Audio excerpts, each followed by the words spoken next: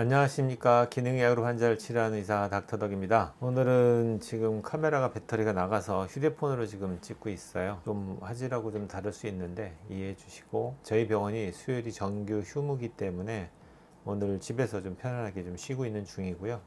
오후에 이제 여러분과 하고 나눌 내용 유튜브 작업하고 있는 중입니다. 댓글 리뷰 들어가기 전에 많은 분들이 궁금해 하시는 것 중에 하나일 건데, 기능의학 병원에 가면은 이제 고가의 검사를 할 수밖에 없잖아요. 그러다 보니까 얼마 전에 오신 환자분 한 분도 서울에 계신 분인데, 그분도 강남이 아닌 다른 지역에 사시는데도 불구하고 그쪽에 기능의학 병원을 가서 검사를 하는데, 기본적으로 서울에서 검사하시면은 150만 원에서 한 200만 원 선의 검사비가 드는 걸로 알고 있는데, 검사라는 개념을 좀 이해를 좀 해주셨으면 좋겠어요. 저는 저희 병원의 세팅은 거의 100만 원 넘지는 않고요.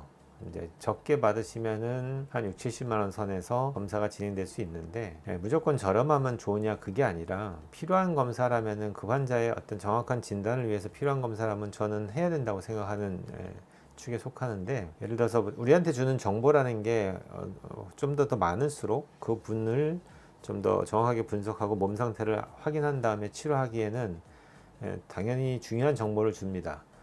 무조건 다 모든 사람을 다 해야 되는 건 아니지만, 히스토리를 들어보고 환자분의 증상을 다 들어봤을 때, 이 환자분의 증상을 치료하기 위해서는 적어도 이러한 정보의 수집은 필요하겠다고 생각되면은 저희들이 권하게 되는데, 그렇지 않고 뭐 상황에 따라서는 뭐 굳이 이 검사를 안 해도 되겠다 하면 저도 빼는 편이고요. 빼고 꼭 필요한 것들만 저는 안내하는 편인데, 검사라는 것들이 꼭 그러면은 그 많은 다양한 검사들을 다 하는 게 옳으냐, 옳고 그르다는 표현은 좀 틀린 것 같고요. 그냥 필요할 수 있으면 해야 된다라는 거는 저는 액셉트 할 것 같아요. 그래서 그 선생님들이 판단하는 기준이 좀 다를 수는 있겠지만, 그래서 어떤 분들은 뭐 검사비가 너무 비싸니까 이제 검사 받으시고는 손 들고 난 치료 못 하겠다 이렇게 하시는 분들도 가끔 계시던데, 저라면은 먼저 고가의 검사를 먼저 하기 전에, 제가 예전에 유튜브에서 계속 얘기해 왔던 것들 또는 책을 써서 책에다 제가 정리해 놨던 것들을 먼저 쭉 공부하시고, 먼저 책에 쓴 대로 열심히 자기 몸을 맞춰서 비타민도 먹어보고 운동도 해보고 식단도 관리해보고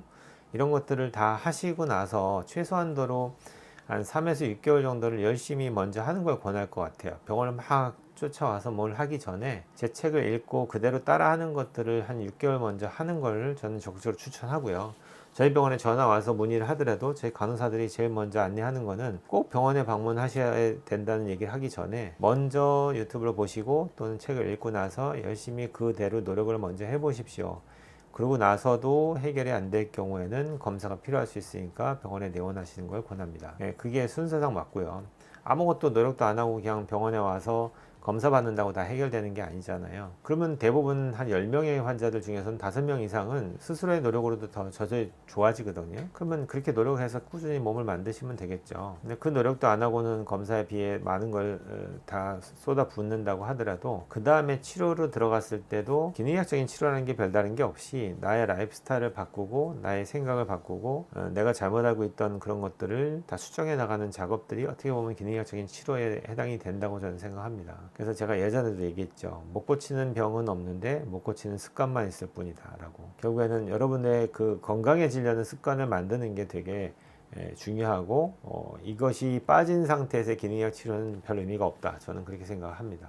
능력이 되시는 분들이라면은 다양한 검사를 통해서 내가 놓칠 수 있는 여러 가지 어떤 검사의 결과물들을 기반으로 좀 더 정확한 내 몸 상태를 분석하는 거는 필요할 수 있다. 근데 너무 이제 경제적인 부담이 되고 힘드신 분들은 처음부터 그걸 하기 전에 먼저 스스로의 몸 관리를 바르게 해보고, 그래도 해결이 안 될 때는 검사를 통해서 확인하는 게 필요할 수도 있다. 이렇게 정리하시면 좋을 것 같습니다.